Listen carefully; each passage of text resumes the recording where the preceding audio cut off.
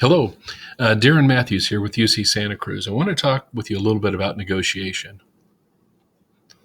It's an overview of our short lecture here. I'm going to talk about the evolving role of procurement when it comes to negotiation, the importance of negotiation, some strategies and tips that we might consider, negotiating price adjustments, some thoughts there, and then we'll wrap things up. Now, the text that we have for this class on negotiation is really an excellent text. It'll go into more detail on a lot of strategies, but this, I'll just share some of my thoughts and experiences. So why is the topic important? It's an opportunity to get the best deal for your agency, something we should all strive for. And it's also been identified as a key attribute for world-class purchasing and supply chain professionals by groups like ISM and NIGP. Now, since many contracts experience problems after award, there's absolutely an opportunity to negotiate remedies and solutions during those post-award activities.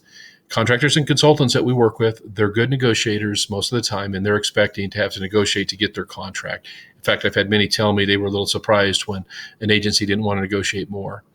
So, in my opinion, it's a prime area for public procurement to step up and add value. Some traditional roles in procurement, typically we have not been involved in the planning phase or the budgeting for that matter. That's been handled by other business groups. They often develop the specifications for the equipment, the work scopes for the services to be contracted for, and then we get procurement involved, and we're one of the last to know. Now, in the bid and RFP process or the solicitation phase, we've been actively involved. I think we do a good job there. And then traditionally, we've assisted with contract negotiation and award, but not really led that effort.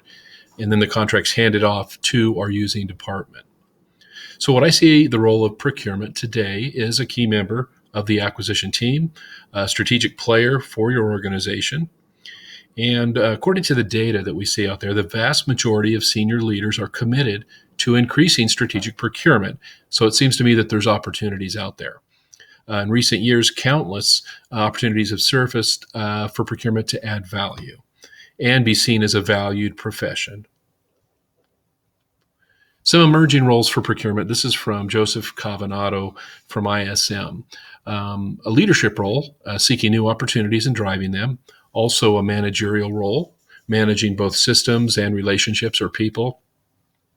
A creator role, identify new opportunities and making them available to the organization, making them happen. Procurement strategies, new supply options, for example. And finally, a needs enabler role, enabling others in the organization to satisfy their own needs through good procurement practices. Some words of wisdom from Lisa Miller. Without a skilled negotiator, many organizations have blindly purchased or entered into contracts and deals that they could have spent significantly less dollars on. Unfortunately, I think that's very true. So a little bit about the importance of negotiation. The majority of concessions go to the party who does the most planning or most preparation. And if a party is pressed for time, they're in a time crunch, they often end up giving away too much. The party that knows the most about the other party generally has the upper hand in a negotiation. Your suppliers are going to do their homework on your organization. We should do the same. And experienced negotiators most of the time get the better deal and the better pricing.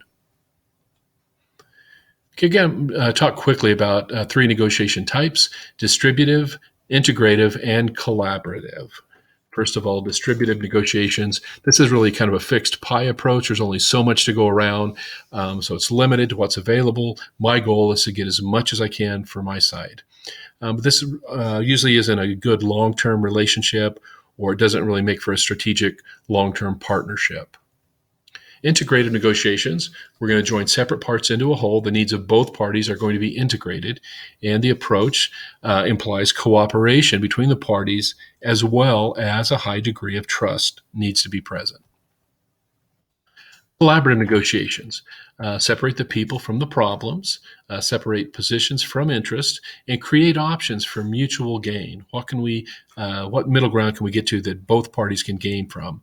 And finding appropriate criteria or standards to help us with the negotiation.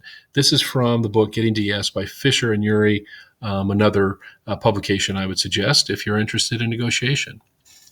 Other styles that we see: accommodating, where a party wants to make the other party happy, accommodates every request or price increase. Avoiding or avoidance as a strategy, just not dealing with it, that's not going to really get us anywhere.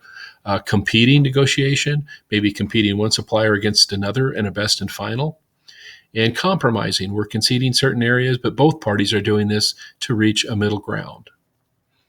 Other approaches you may have heard of, win-win, we hear this a lot. This is where there's something in it for both parties that's of value and of benefit. It's not one-sided.